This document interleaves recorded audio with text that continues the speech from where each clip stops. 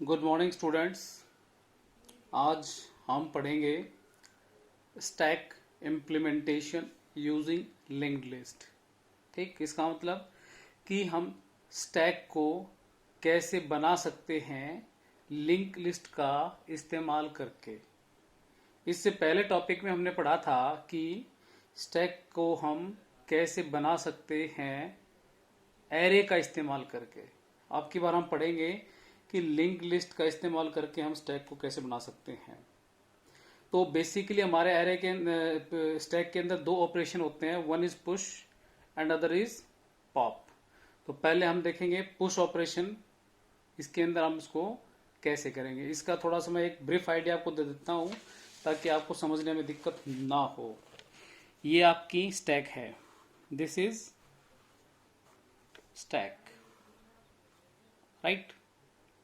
अब इस टैग के अंदर हमने आइटम्स को इंसर्ट कराना है, वन बाय वन पुश करवाना है आइटम्स को। हमने यहां से हम इसको पुश कराएंगे, ठीक है।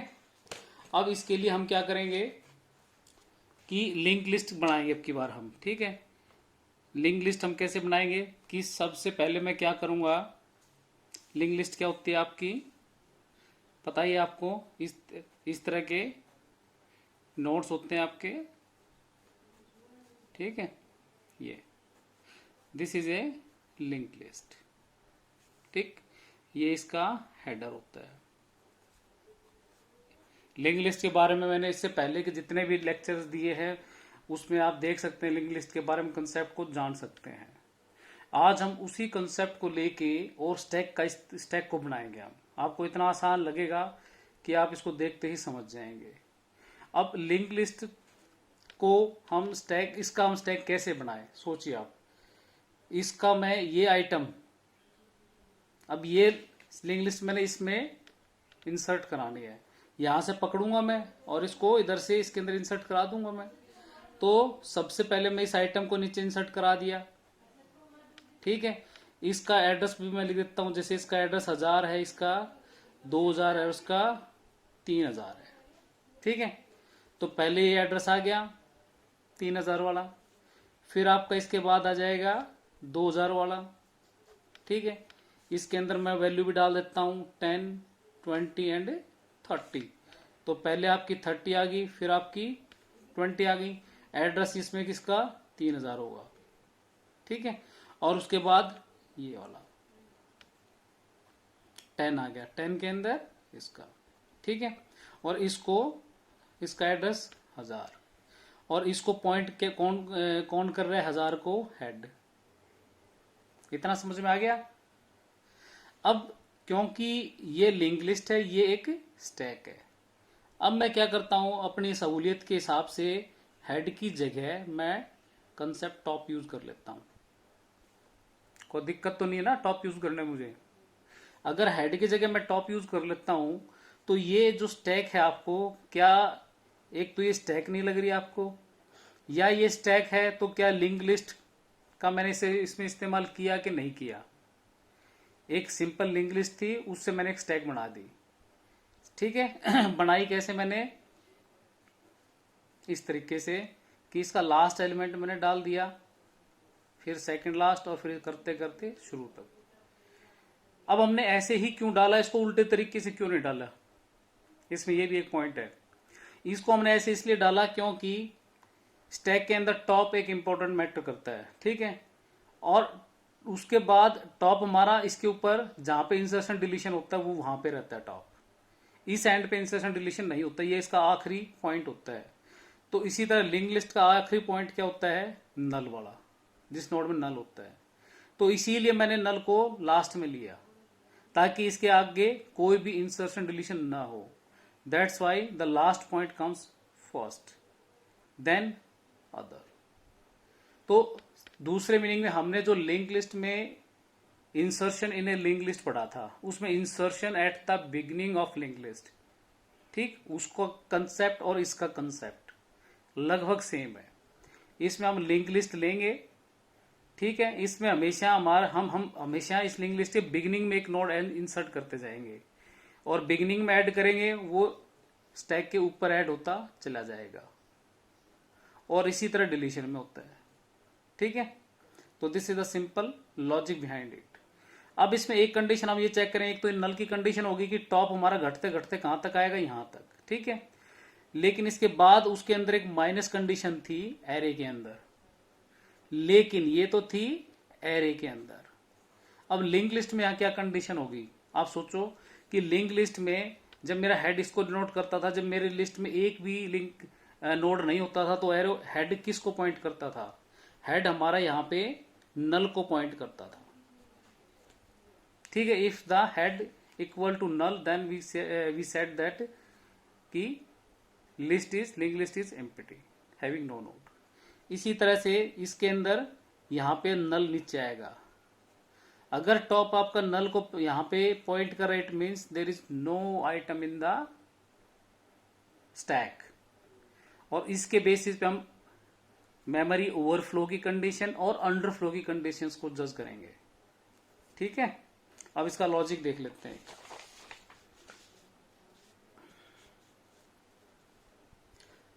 पुश ऑपरेशन, मैंने इसके अंदर, क्योंकि इसमें हम नोड लेंगे तो हम नोड को हम डिफाइन करेंगे struct node integer data, struct node asterisk next close, और 3 वेरिएबल लेंगे हम, new, temporary and top pointer variables.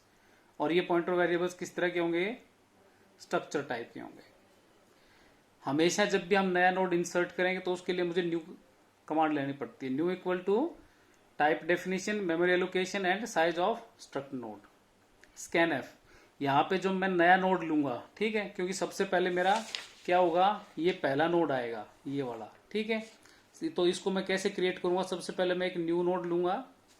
ठीक है, उसके अंदर डाटा को स्कैन करूंगा और इसका ये जो पार्ट है इसको मैं नल असाइन करूंगा, और फिर मैं इसको टॉप को असाइन करूंगा।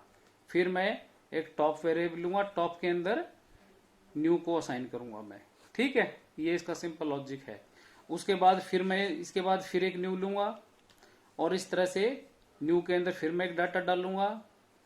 ठीक है, इसको नल कर दूंगा सेट, और आगे इसको फिर टॉप के अंदर असाइन कर दूंगा मैं।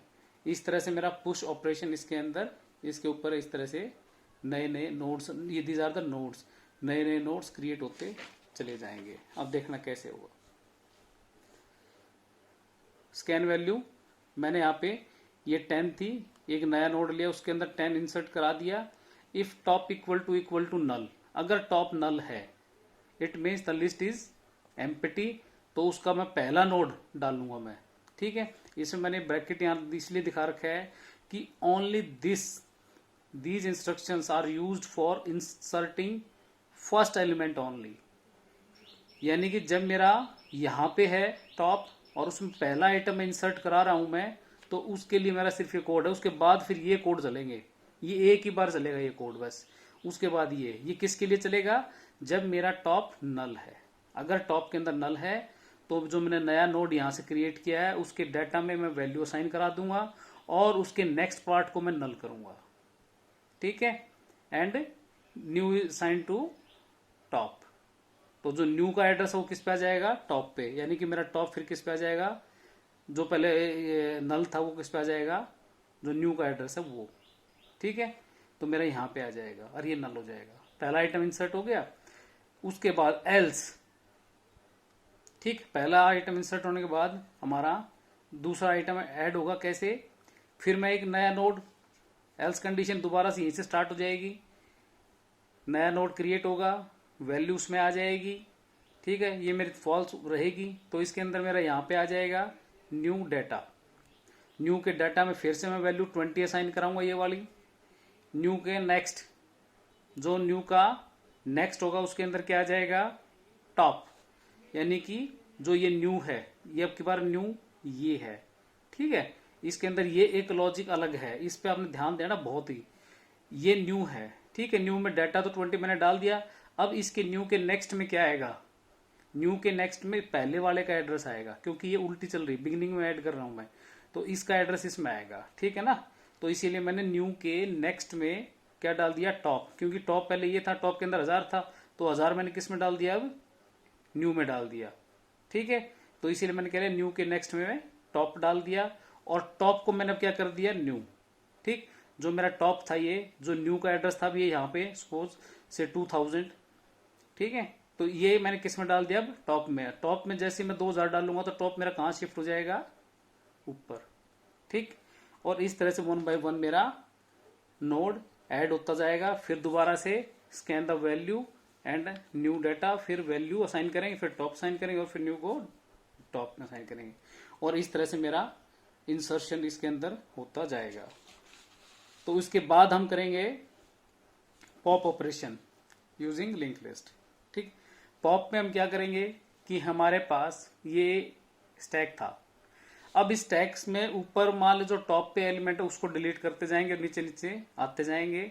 और इसके अंदर हम कंडीशन चेक करेंगे स्टैक एम्प्टी की। ठीक है, तो उसके लिए वही नल होगा। अगर आपका टॉप नल पॉइंट करे it mean stack is empty, memory underflow की कंडीशन आ जाएगी। तो वही हम देखेंगे कि this is the link list. इसकी हमने मतलब ये एक तरह का स्टैक है। अगर आप स्टैक इसको आप इस तरह से बना लें या इस तरह से लिख लें समझने के लिए, तो मैं इसके अंदर इसको पॉपिंग मतलब डिलीशन होगा तो आपका टॉप पोजीशन पे होता है बिगिनिंग से। तो यहाँ से मैं एक एक नोड को डिलीट करूंगा। ये लॉजिक मैं पहले भी कर चुका हूँ, फिर करूंगा मैं लिंक लिस्ट के केस में।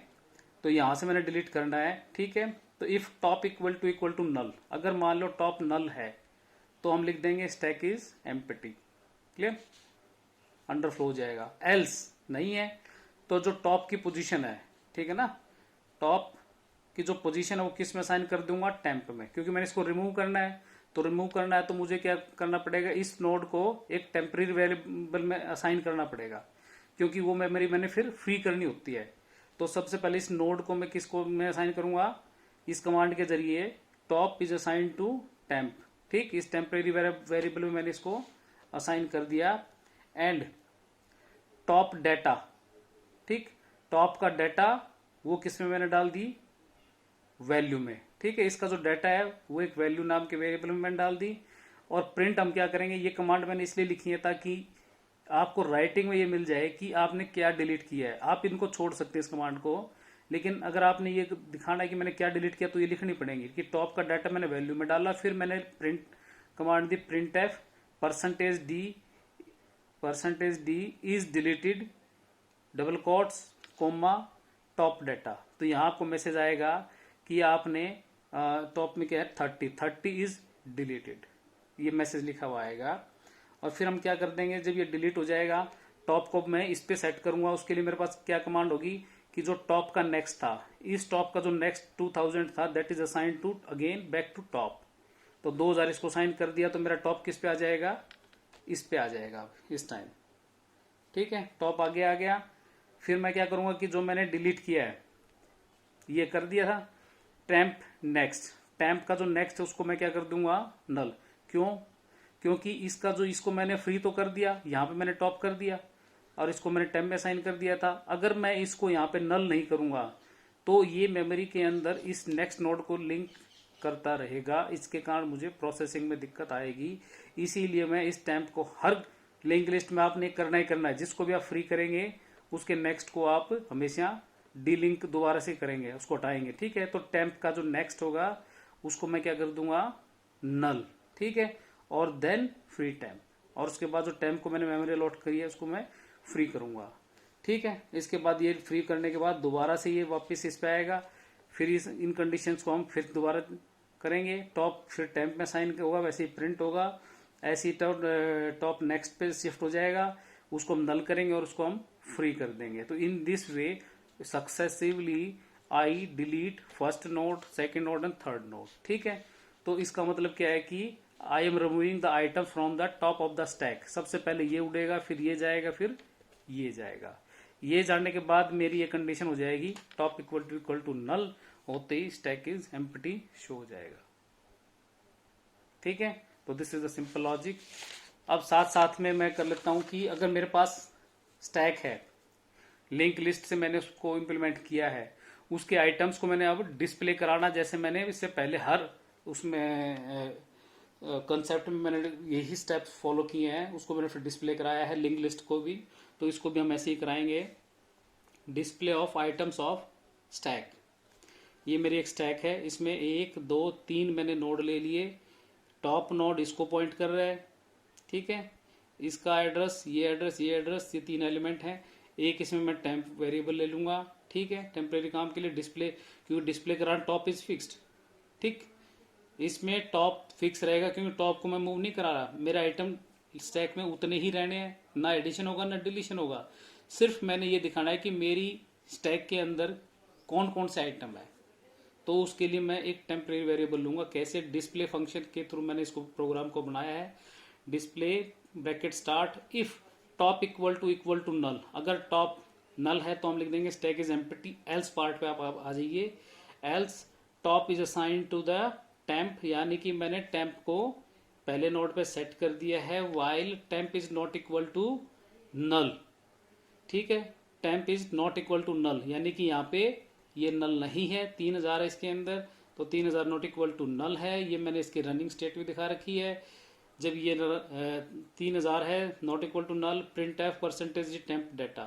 तो टेम्प का डाटा जो भी होगा उस टाइम वो प्रिंट कराना है। वो टेम्प का डाटा क्या है? 30 प्रिंट हो जाएगा। उसके बाद ये कमांड हम हमेशा यूज करते हैं ट्रैवर्सिंग के लिए, temp equal to temp next, ठीक है। इस पे टेम्प का नेक्स्ट 2000 है। Now 2000 is assign to temp, ठीक है। टेम्प का नेक्स्ट 2000 है, 2000 is assign to temp. Temp के नेक्स्ट का जो 2000 है वो मैं किसको दोबारा असाइन कर दूंगा? टेम्प को असाइन कर दूंगा। और उसके बाद टेम्प का नेक्स्ट, ये 2 बार मैंने क्यों लिख दिया, चलो कोई नहीं, ठीक है। इसको साइन कर दिया मैंने टेम्प का नेक्स्ट। उसके बाद हम क्या करेंगे,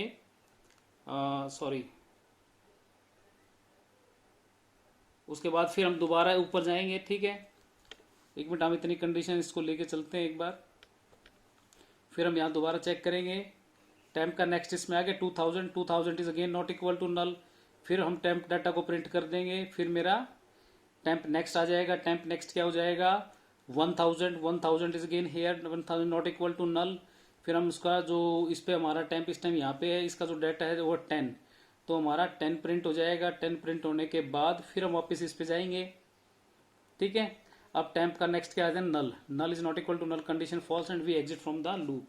तो इसको हम हटा देते हैं, ठीक है। ये कंडीशन आप, ये रिपीटिंग लाइन है, गलती से लिखी गई है, ठीक है। तो आप इतने ही लॉजिक में आपका काम डिस्प्ले का चल जाए। This is the logic how we display the items of a stack. तो ये मेरा स्टैक का पूरा कंप्लीट हो गया है कंसेप्ट। आप सभी से रिक्वेस्ट है, अगर मेरे आपको वीडियो नोट्स अच्छे लग रहे हैं तो मेरे हौसला बढ़ाने के लिए आप मेरे यूट्यूब चैनल जिसका नाम है diploma classes for computer engineering, वो सर्च करें, या शक्तिराज सिंह जो मेरा नाम है उससे सर्च करें और वहाँ पे जाके लाइक बटन दबाएं और साथ में मेरे चैनल को सब्सक्राइब करें, ताकि मैं और भी आपको अच्छे से अच्छे जो कंसेप्ट्स हैं सिंपल वे में आपको समझा पाऊँ। Thank you.